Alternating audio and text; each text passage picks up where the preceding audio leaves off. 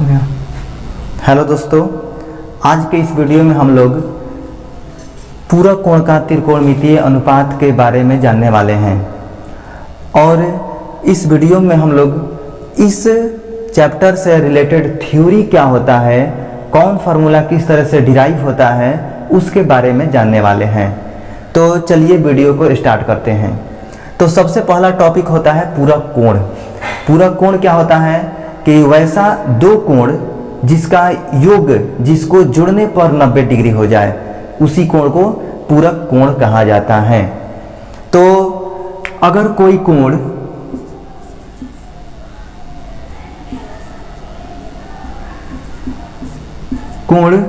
30 degree है तो उसका पूरा कोण कितना होगा? तो 30 में कितना जोड़ेंगे कि वो 90 हो जाएगा, तो उसका पूरा कोण 60 डिग्री होगा। यानी 30 डिग्री का पूरा कोण 60 डिग्री होता है और 60 डिग्री का पूरा कोण 30 डिग्री होता है। अगर 20 डिग्री होगा तो उसका पूरा कोण कितना होगा? तो 20 डिग्री में कितना जोड़ेंगे कि 90 आ जाएगा? तो ये हो जाएगा 70 डिग्री। कैसे आएगा? 90 में से ये 20 को घटा लेंगे, ये इसका पूरा कोण आ जाएगा, यानी 70 डिग्री हो जाएगा।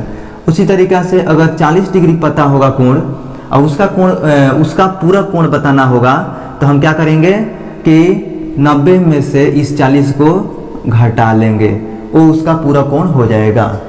अगर हम यहाँ पर 70 डिग्री लिख दिए और कहेंगे कि 70 डिग्री का पूरक कोण कितना होगा, 70 डिग्री का पूरक कोण कितना होगा, तो 70 में 20 जोड़ते हैं तो आ जाता है 90। यानी दोनों का योगफल 90 हो जाएगा, तो उसी को पूरक कोण कहते हैं। तो 20 डिग्री होगा, 20 डिग्री कैसे आएगा? तो इस 90 में से इस 70 को घटा लेंगे तो आ जाता है 70 का ये पूरक कोण हो जाता है। इस तरीक़ा से अगर हमारा कोण थीटा पता हो जाए, अगर कोण थीटा रहे तो उसका पूरा कोण कितना होगा? तो उसी तरीक़ा से जिस तरीक़ा से 90 में से 70 घटाए हैं, 90 में से 40 घटाए हैं, 90 में से 20 घटाए हैं, तो 90 में से थीटा घटा देंगे, 90 माइनस थीटा, ये पूरा कोण हो जाएगा। यानी थीटा का पूरा कोण 90 माइनस थीटा हो जाता है। तो इस तरीक़ा से एंगल वाला आज हम लोग देखने वाले हैं कि इसका फॉर्मूला कैसे डिराइव होता है। तो चलिए इसके लिए हम एक त्रिभुज बनाएंगे, समकोण त्रिभुज ये हमारा है। इसमें ए, बी और सी नेमिंग कर लिए, यहाँ पर 90 डिग्री होता है। समकोण त्रिभुज क्यों लिए हैं? क्योंकि समकोण त्रिभुज में ही त्रिकोणमितीय अनुपात सारा डिराइव होता है। तो यहाँ पर ये 90 डिग्री हो गया और इस एंगल और इस एंगल का योगफल हमेशा 90 होता है, क्योंकि तीनों कोणों का योगफल 180 होगा। तो ये 90 हो गया, तो ये दोनों मिलकर के 90 होना चाहिए। तो इसमें से मान लिए कि ये वाला एंगल थीटा डिग्री हो गया, इस एंगल को हम थीटा मान लिए, तो ये कितना होगा? ये होगा, दोनों कॉम्प्लीमेंट होता है, दोनों पूरक होता है, तो ये थीटा हो गया, तो ये 90 माइनस थीटा हो जाएगा। ये हमारा इस तरीक़ा से कोण लिख लिए। अब देखते हैं कि यदि कोण, इस कोण को हम सी कोण को कहेंगे, तो सामने वाला भुजा लंब होता है और दूसरा भुजा आधार होता है और ये सबसे बड़ा कर्ण होता है। तो हम लिखते हैं, यदि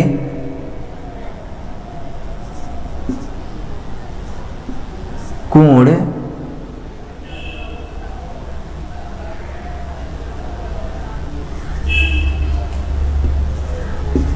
थीटा हो, यदि कोण थीटा होगा तो इसमें परपेंडिकुलर कौन होगा?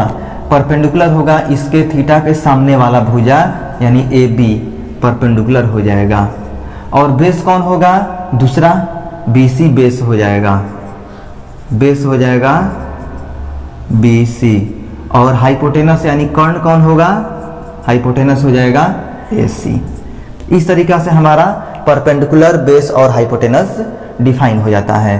तो अब हम लोग देखते हैं कि थीटा के रेस्पेक्ट में, थीटा कोण को मानते हुए ये sign theta, cos theta, tan theta, यानी जो 6 होता है त्रिकोणमितीय अनुपात, वो कितना कितना होगा। तो हम निकालते हैं थीटा के रेस्पेक्ट में सारा त्रिकोणमितीय अनुपात। तो पहला हो जाएगा साइन थीटा, यानी थीटा हम लेंगे साइन के लिए, तो क्या होता है P बाई H होता है। और इसमें P कौन होगा, AB, और H हो जाएगा AC, साइन थीटा लिखा गया। दूसरा कौन होगा, cos theta, cos theta equal to होता है B बाई H, यानी आधार बाई कर्ण, बेस बाई हाइपोटेनस। तो बेस कौन सा है इसमें, BC, और हाइपोटेनस है AC।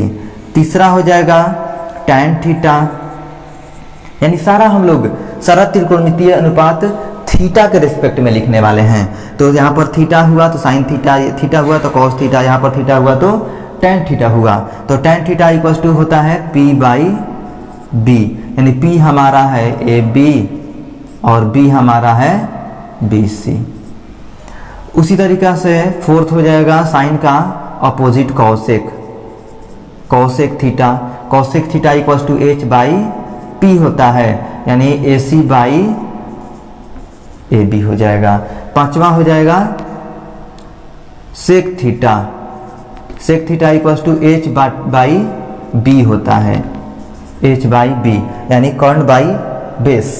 तो कर्ण हमारा, हाइपोटेनस हमारा AC है और बेस हमारा BC है।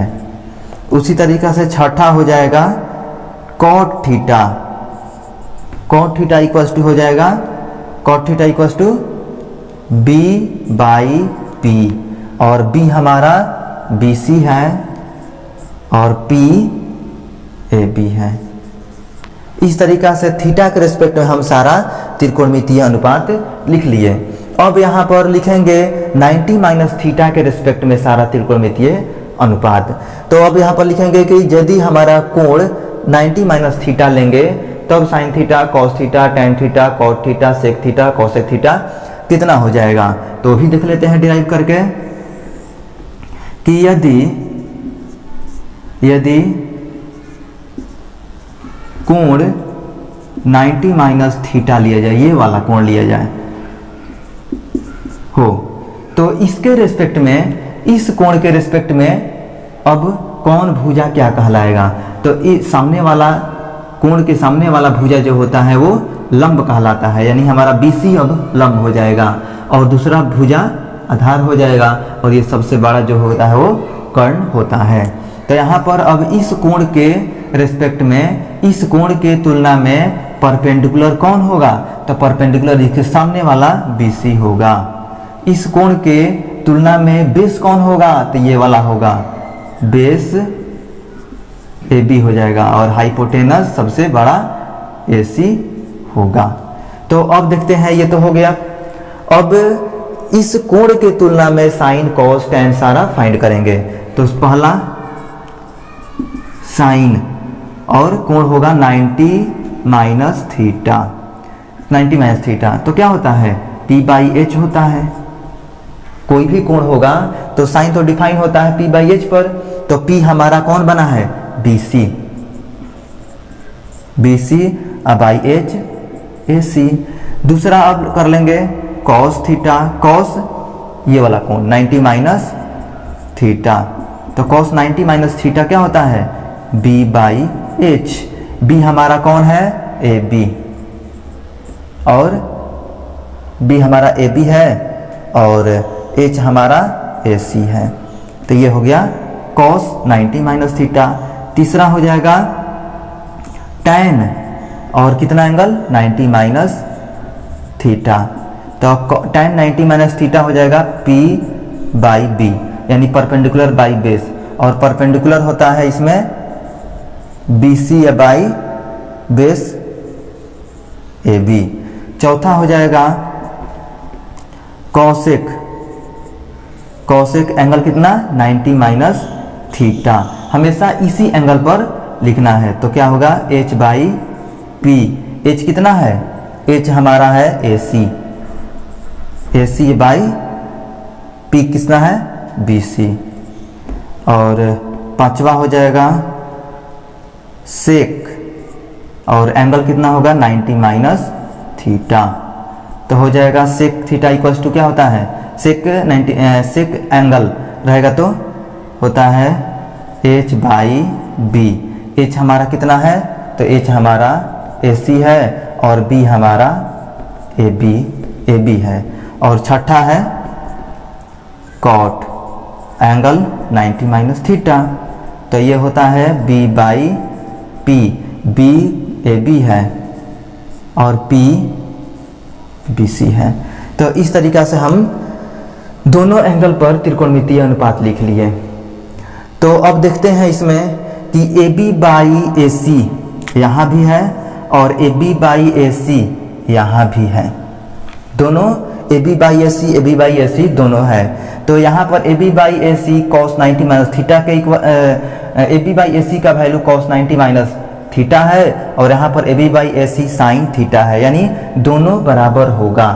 तो इससे और इससे हम लोग क्या कंक्लूजन निकाल रहे हैं कि देख रहे हैं कि ए बी बाई ए सी और ये ए बी बाई ए सी दोनों इक्वल वैल्यू है, तो इसका cos 90 माइनस थीटा है और इसका sin 90 माइनस थीटा है। इसका मतलब कि ये वाला वैल्यू इसके बराबर होगा, क्या होगा, यानी cos 90 माइनस थीटा बराबर sin थीटा होगा। तो इससे और इससे हम लिख लिए हैं कि फ्रॉम 1 and 2 क्या देख रहे हैं कि cos 90 minus theta, cos 90 minus theta किसके बराबर हो रहा है, साइन थीटा के बराबर हो रहा है, साइन थीटा के बराबर हो रहा है। एक फार्मूला डिराइव हो गया। यानी हमेशा आपको याद रखना है कि cos 90 माइनस थीटा जो होता है वो किसके बराबर होता है, साइन थीटा के बराबर होता है। अब देखते हैं दूसरा कि बी सी बाई ए सी, ये जो बी सी बाई ए सी है वो किसके बराबर है, तो बी सी बाई ए सी यहाँ पर यहाँ है, तो यहाँ पर B C by A C cos theta है, वहाँ पर B C by A C sine 90 minus theta है। इसका कहने का मतलब क्या है कि ये जो साइन 90 माइनस थीटा होगा वो किसके बराबर होगा, कॉस थीटा के बराबर होगा।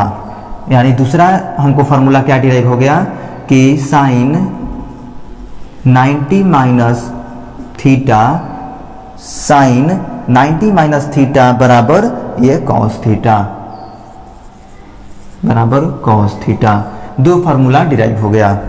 अब देखते हैं कि अगला ये A B by B C जो है वो किसके बराबर है। ये जो A B by B C है वो इसमें यहाँ पर A B by B C के इक्वल है, यहाँ पर A B by B C के इक्वल है। तो A B by B C यहाँ पर cot 90 माइनस थीटा है और यहाँ पर A B by B C tan theta है। इसका कहने का मतलब क्या है कि दोनों से हम लोग कंपेयर करेंगे तो cot 90 माइनस थीटा जो होगा किसके बराबर होगा, tan थीटा के बराबर होगा, और ये होता भी है। तो लिख सकते हैं कि cot 90 माइनस थीटा बराबर क्या हो जाएगा, cot 90 माइनस थीटा बराबर हो जाएगा tan थीटा। ये तीसरा फार्मूला हो गया। अब चौथा देखते हैं, चौथा A C by A B, A C by A B उसमें कहाँ है, A C by A B यहाँ पर है, ये जो है A C by A B हो गया। तो यहाँ पर A C by A B का वैल्यू है कॉसेक थीटा और यहाँ पर A C by A B का वैल्यू है सेक 90 माइनस थीटा। इसका कहने का मतलब क्या है कि सेक 90 माइनस थीटा किसके बराबर होगा, सेक 90 माइनस थीटा कॉसेक थीटा के बराबर होगा। तो लिख सकते हैं कि सेक 90 माइनस थीटा बराबर क्या होगा, कॉसेक थीटा। ये हमारा फार्मूला डिराइव हो गया। उसके बाद अगला है A C by B C, A C by B C. तो यहाँ पर A C by B C sec theta के बराबर है और उधर A C by B C cosec 90 minus theta के बराबर है। यहाँ पर तो इस दोनों से कंपेयर करके हम क्या देख सकते हैं कि कॉसेक 90 माइनस थीटा किसके बराबर तब होना चाहिए, तो cosec 90 minus theta sec theta के बराबर होना चाहिए। तो लिख लेते हैं कि कॉसेक 90 माइनस थीटा बराबर क्या होगा, sec theta. Cosec 90 minus theta किसके बराबर हो जाता है, सेक थीटा के बराबर हो जाता है। और लास्ट में बचा है B C by A B. तो BC बाई AB का वैल्यू है cot थीटा, यहाँ पर BC बाई AB कहाँ है, BC by AB tan theta के बराबर है, tan 90 माइनस थीटा के बराबर है। तो कह सकते हैं कि ये tan 90 माइनस थीटा किसके बराबर होगा, cot थीटा के बराबर होगा, यानी tan 90 माइनस थीटा किसके बराबर होगा, वो cot थीटा के बराबर हो जाएगा। तो इस तरीक़े से हम लोग सारा फार्मूला डिराइव कर लिए और इसी को कहा जाता है पूरक कोण का त्रिकोणमितीय अनुपात। यहाँ पर देख रहे हैं कि ये 90 माइनस थीटा और थीटा क्या है, पूरक कोण है। 90 माइनस थीटा और थीटा पूरक कोण है, सब में 90 माइनस थीटा और थीटा पूरक कोण है, इसलिए इसको कहा जाता है कि पूरक कोण का त्रिकोणमितीय अनुपात है। तो पूरक कोण का जब भी त्रिकोणमितीय अनुपात आए तो हम लोग अगर cos 90 माइनस थीटा दिखेगा तो वो साइन थीटा लिख लेंगे, और साइन 90 माइनस थीटा दिखेगा तो cos थीटा लिखेंगे। यानी याद कैसे करना है कि cos साइन में चेंज होता है और साइन cos में चेंज होता है, ठीक है। cos का उल्टा होता है sec, तो sec किस में चेंज होगा, तो साइन का उल्टा cosec, यानी sec का उल्टा cosec होता है, यानी sec cosec में चेंज हो जाएगा। tan cot में चेंज हो जाता है, तो tan का उल्टा cot होता है, cot tan में चेंज होगा। इस तरीक़ा से हम लोग मेन 3 ही याद रखना है कि sine cos tan, sine change होता है cos में, cos चेंज होता है साइन में और tan चेंज होता है cot में, और उसका अपोजिट इस तरीक़ा से याद कर सकते हैं। तो अगला जो एक्सरसाइज होगा इसी त्रिकोणमितीय अनुपात पर हम लोग देखने वाले हैं। तो ये हमारा इस वीडियो में ये त्रिकोणमितीय अनुपात पूरा कोण का रहा, और इस वीडियो में इतना ही, और इससे जो रिलेटेड क्वेश्चन होगा वो आगे की वीडियो में हम लोग देखेंगे। तब तक के लिए जय हिंद।